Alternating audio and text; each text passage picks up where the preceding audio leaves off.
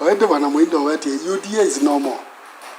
Now mananezati ni normal last year mana ina exercise ya kweka registration Kenya yonde.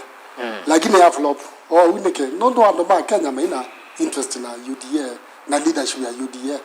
Ko unite UDA na ANC ya Mudavadi. Ndio Mudavadi. Ndio usemi mwingi mno na Western. Kuni kumililia ndangi meitwa na tabia na wetangula no without yo lango wa Ford Kenya. Generally ndo na kueta ni desperate move ya esobe tuwekenda ni makaunde kila kiende na wapen between Kalonzo na Gachagua.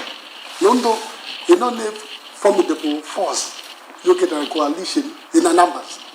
Nondo Mount Kenya hiyo ina 5.5 million. Okidoko taende ondina utila. Kuona tactic hiyo kietna wa Kalonzo utangaza kana January maketha mai aitangaza alliance na Gachagua kwa sia kana ngane moro to January nisi kuona masembi mbe wajibika lakini it is a failed attempt.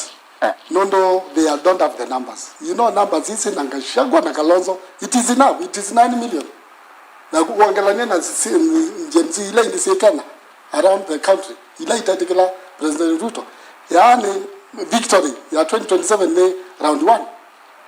Yeah, that way Kalonzo etikala na Rikiji. I've met Kalonzo, I've also met Rikiji. Na nienda kwa shuya akamba kana we need to pray for this thing. Ikende akwatana Kalonzo no ati na Musumbi akanga straight away. Na mwaza kula kwa wingi nondo today campus have around 2 million votes. Na aingi na iko na lakini maka umela maka kuna kula neza makosa kula neza we have 3.5 million that on kwata. And then Rikiji without ulawe Mount Kenya duataleka maka kuna kula 100%. Then alliance ina Ruto ingalikuwa ya Kisumu na ingalikuwa ya Nyanza. It is a non-starter. No inze liyo mwe so yumalago kuna kula.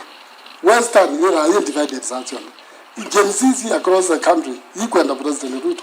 So what do you do? No lazima panic. Anze kwanza tukwatana lakini isi ni exercise in futility.